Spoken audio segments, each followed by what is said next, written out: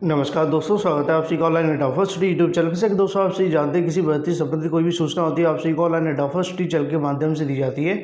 उसी के हम इस वीडियो में हम बात करेंगे तमाम भर्तियों की लेटेस्ट अपडेट को लेकर। तो बनवा सारी अपडेट हम कवर करते हैं। चलिए दोस्तों, वीडियो शुरू करते हैं। जल्दी से वीडियो को लाइक कर दें, साथ में शेयर कर दें और चैनल को सब्सक्राइब करना बिल्कुल ना भूलें, जिससे किसी प्रकार की ऑथेंटिक जानकारी आप सभी को मिलती रहे। तो सबसे पहले दोस्तों हम बात करेंगे समूह ग की पदों की भर्तियों के बारे में।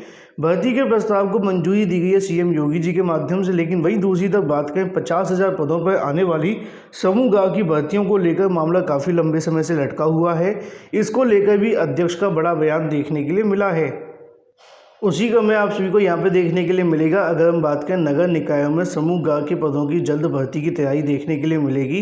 स्थानीय निकाय निदेशालय की अगर बात करें 506 पदों पर भर्ती का जो प्रस्ताव है वो भेजा गया है, जिसमें पदों की संख्या आप सभी के सामने देखने के लिए मिल जाती है। अधिशासी अधिकारी के 204 पद हैं। साथ ही अगर बात करें राजस्व निरीक्षक के 32 हैं, तो जेई के 113, जेई सिविल की अगर हम बात करें 80 का समथिंग है। उसी क्रम में यहाँ पे आपको देखने के लिए मिलेगा नगर निकायों में कर्मचारियों की कमी को दूर करने के लिए सरकार ने समूह ग के रिक्त पदों की जल्द भर्ती शुरू करने को लेकर जो कहीं की प्रस्ताव भेज दिया है। स्थानीय निकाय निदेशालय पिछले साल दिसंबर तक की रिक्तियों के आधार पर 506 पदों पर भर्ती होगी। निदेशालय ने इस संबंध में उत्तर प्रदेश अधीनस्थ सेवा चयन आयोग को जो अध्याचन है वो भेज दिया है। अध्याचन में अधिशासी अधिकारी नगर पंचायत की जो बात करते हैं, उसी क्रम में और भी जो पद है वो आप सभी को देखने के लिए मिलेंगे। अगर हम बात करें नगर निकाय में अकेंद्रीय सेवा वाले जो समूह ग के पद हैं, वो लगभग 3,000 से ज़्यादा पद खाली हैं। विभागीय आंकड़ों के मुताबिक 17 नगर निगमों की अगर हम बात करें समूह ग के 850 से जो अधिक जो पद है आपको देखने के लिए मिलेंगे, जबकि नगर पालिका के अंदर लगभग 2200 से ज़्यादा जो पद है वो खाली पड़े हुए हैं। तो ऐसे में यहाँ पे कहने की जो भर्ती का प्रस्ताव भेजा गया है सरकार के माध्यम से, लेकिन वहीं दूसरी तरफ हम बात करें 50,000 पदों पर भर्ती के बारे में। अगर आप सभी को याद होगा, पिछले 2 सालों से लगातार इन समाचार पत्रों के माध्यम से कहा जाता था कि 50,000 पदों पे जो भर्ती है वो देखने के लिए मिलेगी समूह ग के, जो कि यूपीएससी के माध्यम से करवाई जाएगी।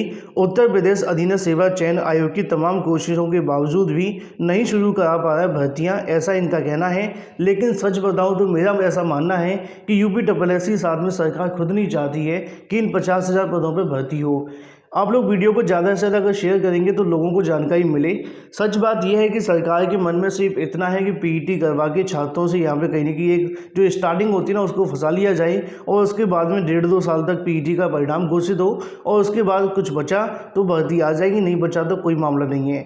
सेम यहाँ पर आपको देखने के लिए मिल रहा है कि प्रदेश में समूह ग की भर्तियों पर कहने की कोरोना का ग्रहण नहीं लगा है। अगर ग्रहण लगा है तो वो सरकार के अधिकारियों का या फिर अगर बात करें यूपीएससी का, उसी का हमें देखने के लिए मिलेगा। कोरोना संक्रमण की केवल जनजीवन पर ही असर नहीं पड़ा है, बल्कि अगर बात करें युवाओं के रोजगार मिलने की राह भी प्रभावित हो गई है। प्रदेश में समूह ग के 50,000 से अधिक पदों पर भर्तियां होनी है, लेकिन इस पर कोरोना का जो ग्रहण है वो लग गया है। इसके चलते भर्ती जो है शुरू नहीं हो पाई है। उत्तर प्रदेश अधीनस्थ सेवा चयन आयोग तमाम कोशिशों के बावजूद इन भर्तियों को शुरू नहीं करवा पा रहा है। लेकिन मामला ये है कि कहीं ना कहीं यूपीएससी पूरे तरीके से सुस्त है।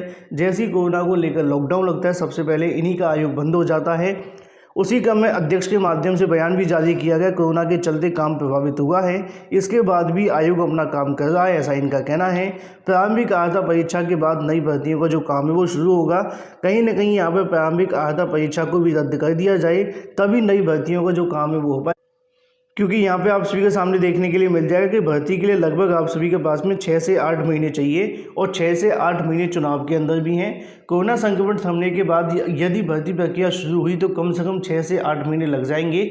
आयोग ने भर्ती पहले से वन टाइम रजिस्ट्रेशन यानी एक बार की पंजीकरण की जो व्यवस्था है वो लागू कर दी है। पंजीकरण करा लेने के बाद अभ्यर्थी से बार बार अपने प्रमाण पत्र, आवेदन और भी तमाम जानकारियां नहीं मांगी जाएंगी, जिसके अंदर लगभग अगर बात करें 5,40,000 से ज़्यादा अभ्यर्थी ने फॉर्म भरा है। इसमें लगभग 1 लाख अगर बात की जो सत्यापन भी हो चुका है, ऐसी जानकारी देखने के लिए मिल रही है। तो ऐसे में अगर प्रारंभिक अर्हता परीक्षा को यहाँ पे आयोग स्थगित कर देता है या फिर पोस्टपोन कर देता है, तो ऐसे में 50,000 पदों पे जो भर्तियाँ हैं वो शुरू हो सकती हैं। अध्यक्ष का ऐसा कहना है कि प्रारंभिक अर्हता परीक्षा के बाद में नई भर्तियों का जो काम है वो शुरू होगा। अगर ऐसा हुआ तो कोई भी भर्ती 2022 से पहले होने की संभावना बिल्कुल भी नहीं है यूपीएससी के माध्यम से। बाकी आप सबकी क्या राय कमेंट करके बताना बिल्कुल ना भूलें। वहीं दूसरी तरफ बात करें टीजीटी को लेकर, यहाँ पे एक और अपडेट देखने के लिए मिल रही है कि जुलाई से शुरू होगी प्रक्रिया। तो यहाँ पर दोस्तों आप सभी को देखने के लिए मिलेगा बोर्ड और साथ में प्रवेश परीक्षाओं पर आज फैसला संभव है। साथ ही अगर बात करें नई परीक्षाओं की तारीखों को लेकर मंथन भी यहाँ पे आपको देखने के लिए मिलेगा। 12वीं बोर्ड परीक्षा को लेकर जैसा कि आप सभी को देखने के लिए मिलेगा, प्रवेश परीक्षाओं को लेकर रक्षा मंत्री राजनाथ सिंह साथ ही अध्यक्षता की अगर बात करें, रविवार को राज्यों एवं केंद्र शासित प्रदेशों के साथ में एक हाई लेवल बैठक देखने के लिए मिलने वाली है। आपको याद होगा तो शिक्षा मंत्री के माध्यम से पिछले सप्ताह सभी राज्यों से यहाँ पे कहने की सुझाव मांगे गए थे कि परीक्षा किस प्रकार करवानी है, क्या क्या मामला देखने के लिए मिलेगा। अब ऐसे में उन सुझावों के आधार पर आज एक बैठक होने वाली है जो कि सभी राज्यों के साथ में होगी। राज्यों को लिखे गए पत्र में केंद्रीय शिक्षा मंत्री ने कहा है कि स्कूली शिक्षा एवं अगर बात करें साक्षरता विभाग, शिक्षा मंत्रालय तथा सीबीएसई छात्रों एवं शिक्षकों की सुरक्षा के लिए ध्यान में रखते हुए परीक्षाओं का जो आयोजन है वो किया जाएगा। साथ ही अगर बात करें विकल्प पर विचार करने की भी तैयारियां देखने के लिए मिल रही हैं कि 12वीं परीक्षा को 4 मई से लेकर 14 जून के बीच में होनी है। अगर हम बात करें स्मृति ईरानी, साधन प्रकाश जावड़ेकर भी इसमें शामिल रहेंगे। तो ऐसे में कहीं ना कहीं आज की तारीख के अंदर जो बैठक होने वाली है उसमें मंथन किया जाएगा, साथ में नई परीक्षाओं की तारीखों का ऐलान भी देखने के लिए मिल सकता है। जैसा कि आप जानते हैं कि उच्च शिक्षा विभाग भी उच्च शिक्षण संस्थानों के लिए परीक्षाओं की तिथियों को अंतिम रूप देने में लगा हुआ है और ऐसे में विचार किया जा रहा है कि महामारी के कारण बोर्ड और साथ में अन्य तमाम प्रवेश परीक्षाओं को लेकर कहीं ना कहीं जो असर पड़ा है उनको जल्दी से यहाँ पर आयोजित करवाया जाए। तो ऐसे में आज होने वाली बैठक के अंदर बोर्ड और साथ में अन्य परीक्षाओं को लेकर जो फैसला देखने के लिए मिल सकता है, और अगर खुशखबरी निकली तो नई परीक्षाओं की तारीखों पर मंथन के बाद में ऐलान भी किया जा सकता है। लेकिन वहीं दूसरी तरफ बात करें, उत्तर प्रदेश के अंदर बेसिक शिक्षा मंत्री जी के भाई के ऊपर जो आरोप है वो लगे हैं कि नौकरी में जुगाड़ लगाकर उनको कहीं ना कहीं असिस्टेंट प्रोफेसर बना दिया गया है। क्या मामला आपको दिखाते हैं। तो जब से ये खबर सोशल मीडिया पर देखने के लिए मिली उसके बाद से हाहाकार मच गया है। यूपी सरकार के मंत्री जी जुगाड़ लगाकर अपने सगे भाई को यूनिवर्सिटी में असिस्टेंट प्रोफेसर की नौकरी लगवा दी है।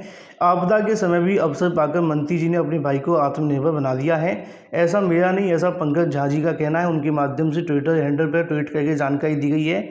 इसी क्रम में यहाँ पर भी आप सभी को और भी जानकारियाँ देखने के लिए मिलेंगी। शिक्षक भर्ती वाले इतने बच्चे सड़कों पर घूम रहे हैं, सरकार के भीतर कंबल ओढ़कर भी घी पाने वाले मंत्री जी कौन है, ऐसा उनका कहना है कि असिस्टेंट प्रोफेसर पद पर लगवा दिया गया है। बेरोजगारों से पूछो कि किस प्रकार मेहनत करके उनको कहीं ना कहीं जो नौकरी वो मिल पाती है। उसी क्रम में मनोज काका की बात करें या फिर अमिताभ ठाकुर जी की बात करें, और भी तमाम लोगों के माध्यम से सोशल मीडिया पर लगातार इस प्रकार के जो आरोप वो लगाए जा रहे हैं। ऐसे में कहीं ना कहीं सरकार से यहाँ पर जो मुहिम चलाने की बात की गई, साथ में मंत्री जी से भी स्पष्ट जानकारी लेने का जो प्रयास है वो किया जा रहा है। अगर ऐसे में ये जानकारी सही है तो इसको लेकर जाँच होनी चाहिए, अगर गलत है तो ऐसे में क्षमा याचना भी आप सभी के सामने देखने के लिए मिल रही है। लगातार कहीं ना कहीं इसको लेकर सोशल मीडिया पर सवाल किए जा रहे हैं। कल से मामला देखने के लिए मिला है और लगातार ट्विटर और साथ में फेसबुक पर इस प्रकार की जानकारियां देखने के लिए मिल रही हैं। अब सरकार अगर ये सही तरीके से हुआ है तो इसके बारे में जानकारी दे, अगर सही तरीके से नहीं हुआ है तो इसके बारे में जांच होने के जो आदेश हैं वो भी जारी होने चाहिए। जैसा कि आप सभी देख पाए हैं, अगर हम बात करें अरुण द्विवेदी जी को यहाँ पर अपनी पावर का इस्तेमाल करते हुए कपिल वस्तु यूनिवर्सिटी में आरक्षण नियमों को ताक पर रखकर नौकरी दिलाई है, जबकि यूपी में लाखों बेसिक शिक्षा विभाग में नौकरी अपनी पारी विगत 4 वर्षों से इंतजार करते हुए दिखाई दे रहे हैं। तो ये बात हो जाती है उत्तर प्रदेश के बेसिक शिक्षा मंत्री जी के भाई के बारे में, जिनके ऊपर लगातार आरोप लग रहे हैं। ना तो मंत्री जी के माध्यम से बयान जारी हुआ है, ना ही सरकार के माध्यम से देखने के लिए मिला है। लेकिन वही दूसरी तरफ बात करें, 69,000 भर्ती के अंदर छात्रों के माध्यम से नियुक्ति के लिए सोशल मीडिया पर एक और जो अभियान है वो छोड़ दिया गया है। जैसा कि आप जानते हैं कि अभियान के संबंधित और भी जानकारी आपको देखने के लिए मिलती है। कभी एमआरसी वाले छात्रों के माध्यम से शुरू किया जाता है, तो कभी 22,000 सीटों वाले छात्रों के माध्यम से, तो कभी कभी आप सभी को देखने के लिए मिलता है। अगर हम बात करें चयन सूची से संबंधित जो कि थर्ड काउंसलिंग के अभ्यर्थी हैं, उसी क्रम में यहाँ पर आप देखेंगे बेसिक शिक्षक की अगर बात करें 69,000 शिक्षक भर्ती के अंतर्गत त्रुटियों से संबंधित तमाम वंचित अभ्यर्थियों ने मांगों को लेकर पूरा करने के लिए सोशल मीडिया पर अभियान छेड़ा है। अभ्यर्थियों ने मांग की है सीएम साथ में बेसिक शिक्षा मंत्री जी से कि संशोधन का अवसर देते हुए नियुक्ति पत्र जारी करने की जो मांग है वो की जा रही है। अभ्यर्थियों ने बताया कि यदि सरकार उनके पक्ष में निर्णय नहीं लेती है तो कोरोना कर्फ्यू खत्म होने के बाद में लखनऊ में एक बार फिर से जो आंदोलन वो देखने के लिए मिलेगा। अभ्यर्थियों ने बताया है कि वे 7 महीने से लगातार संशोधन की मांग कर रहे हैं, लेकिन ऐसे में अभी तक उनके बारे में कोई फैसला देखने के लिए नहीं मिला है। उसी क्रम में अगर बात करें, यहाँ पर देखने के लिए मिलेगा कि अगर बात करें आवेदन करते समय त्रुटि हो गई थी, इसलिए सभी के जो अभ्यर्थन पत्र पर रोक लगा दी गई थी। आंदोलन करने वाले अगर बात करें वंचित लगभग 750 अभ्यर्थियों में से 90% अभ्यर्थियों को यहाँ पर संशोधन का मौका दिया जाएगा। ऐसा कहने की जो चीज़ें वो देखने के लिए मिली थी, लेकिन फिलहाल अभी सोशल मीडिया के माध्यम से अपनी जो मुहिम है वो चला करके बैठे हैं। तो ऐसे में लगातार तमाम मामले यहाँ पे अभी भी लटके हुए हैं। दूसरी तरफ सरकार के माध्यम से थर्ड काउंसलिंग को लेकर मामला देखने के लिए मिल रहा है। कल देर रात को आकर मैंने आप सभी को जानकारी दी थी कि सरकार के माध्यम से एक बार फिर से जो डाटा है वो मांगा गया है। साथ में उसमें आप सभी की एक बैठक भी देखने के लिए मिलेगी, जिसकी मैंने कल मतलब कि आज के बारे में आपको बताया था। हालांकि तारीख मैंने सही बताई थी कि 24 तारीख को बैठक होने वाली है, लेकिन गलती से वो कल निकल रहा था, मतलब कि आज। तो ऐसे में मैं आप सभी को स्पष्टीकरण दे दूं कि आज उसकी बैठक नहीं होगी, उसकी बैठक जो है कल होगी, मतलब कि 24 तारीख को। बाकी आप लोग समझ गए होंगे। लेकिन वहीं दूसरी तरफ बात करें थर्ड काउंसलिंग के संबंध में, सरकार के माध्यम से एक बार फिर से यहाँ पर डाटा की जो मांग है वो की जा रही है। आखिर ये मामला क्या है, इसको लेकर सरकार के माध्यम से स्पष्टीकरण नहीं दिया गया है। कितना डाटा आ गया है, कितनी सीटें रह गई हैं, इसके बारे में भी कोई जानकारी नहीं दी जा रही है। लेकिन लगातार थर्ड काउंसलिंग को लेकर बैठक तो देखने के लिए मिल रही है, लेकिन ये बैठक कब तक चलेगी, क्या 2022 आ जाएगा, ऐसा मेरा नहीं, ऐसा छात्रों का कहना है। जैसा कि आप सभी को पता है कि 24/5/2021 को 3 बजे से बैठक होने वाली है। इससे पहले लगभग 8 से 10 बैठकें हुई हैं, लेकिन कहीं ना कहीं अंत में वही चीज़ें आपको देखने के लिए मिलती हैं कि रिक्त पदों की संख्या कितनी है, जनपद में कितने पद थे, अनुपस्थित कितने हुए, अभ्यर्थन कितने निरस्त हुए, कितनों को नियुक्ति पत्र दिए गए। और इसमें एक बार फिर से महिला पुरुष का जो मामला है वो जोड़ा जा चुका है, जिसको लेकर जानकारी आप सभी को देर शाम तक देने का प्रयास किया जाएगा कि आखिर डाटा क्यों मांगा जा रहा है। हालांकि अधिकारियों के माध्यम से इससे पहले भी जानकारी नहीं दी गई है। तो ऐसे में थर्ड काउंसलिंग को लेकर एक बार फिर से 24 तारीख को बैठक होने वाली है, मतलब कि कल। और उसके बाद में आप सभी को आगे की जो प्रक्रिया है वो देखने के लिए मिल सकती है। उससे पहले कुछ होने की संभावना बिल्कुल भी नहीं है। तो ऐसे में 6 बजे तक ये बैठक चलेगी और उसी के बाद में जो अगला आदेश है वो जारी किया जाएगा।